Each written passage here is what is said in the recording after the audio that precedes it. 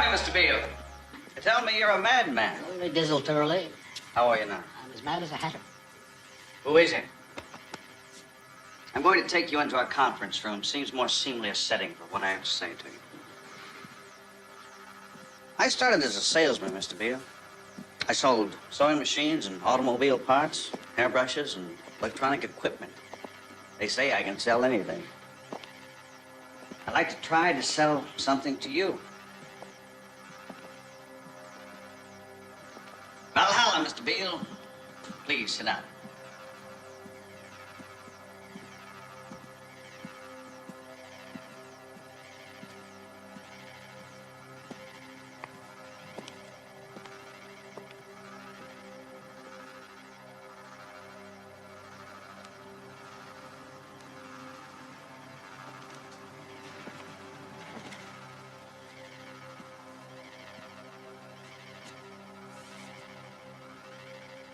You have meddled with the primal forces of nature, Mr. Beale, and I won't have it.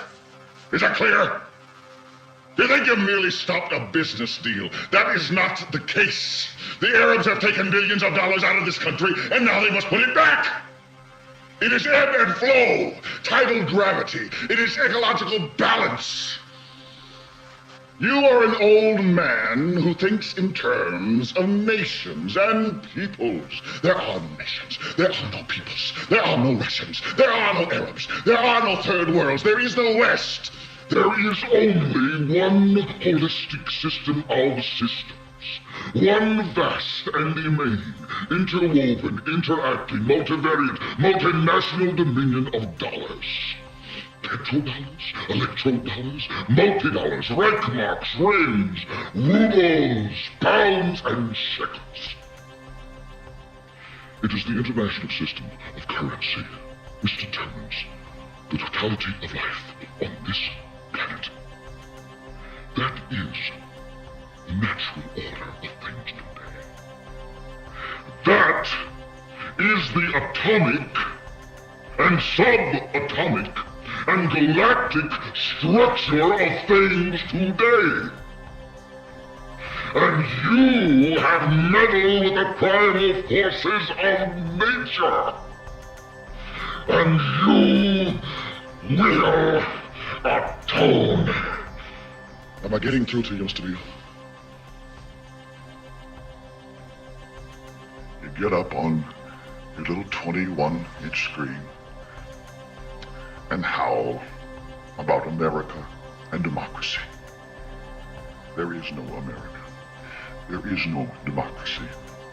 There is only IBM and ITT and AT&T and DuPont, Dow, Union Carbide, and Exxon. Those are the nations of the world today. What do you think the Russians talk about in their councils of state? Karl Marx?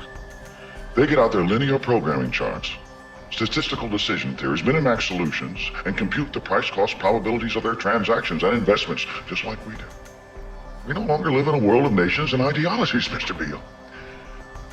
The world is a college of corporations, inexorably determined by the immutable bylaws of business. The world is a business, Mr. Beale. It has been since man crawled out of the slime. And our children will live, Mr. Beale, to see that perfect world in which there's no war or famine, oppression or brutality.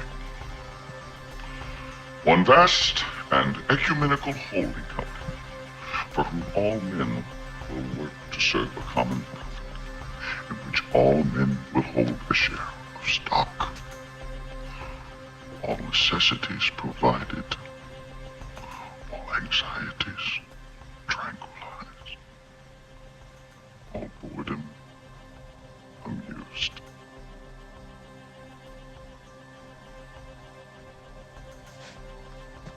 And I have chosen you, Mr. Beale, to preach makes this eventual? Why me? Because you're on television, dummy. 60 million people watch you every night of the week, Monday through Friday. I have seen the face of God. You just might be right, Mr. Beale. And starring the mad prophet of the airways, Howard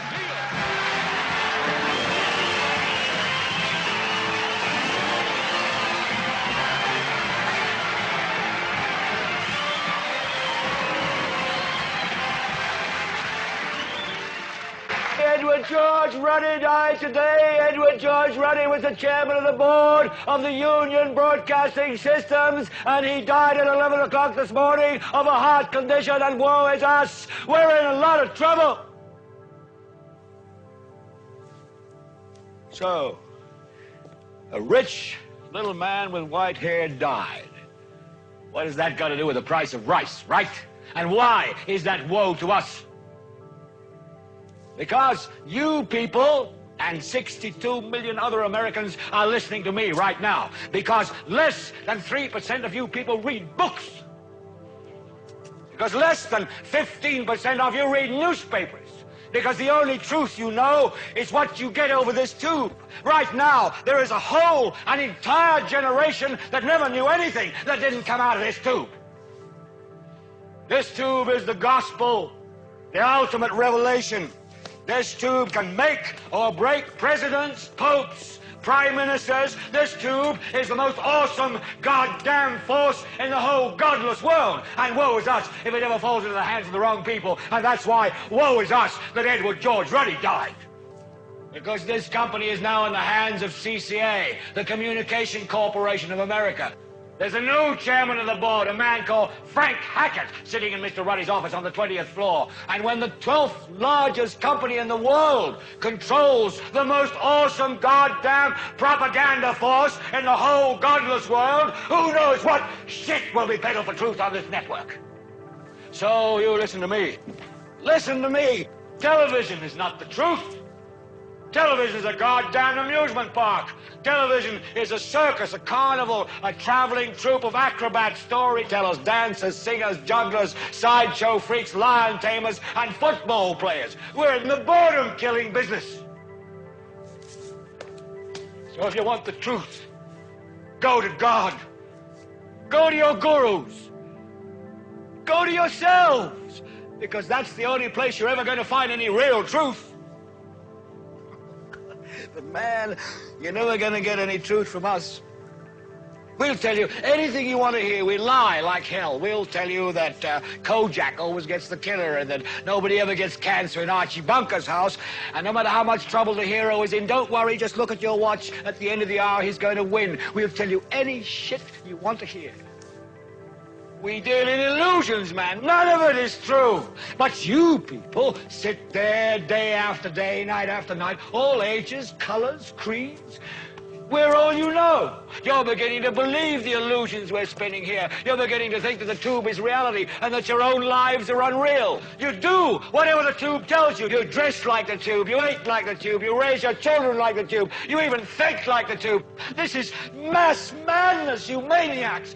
In God's name, you people are the real thing. We are the illusion. So turn off your television sets. Turn them off now. Turn them off right now. Turn them off and leave them off. Turn them off right in the middle of the sentence I'm speaking to you now. Turn them off.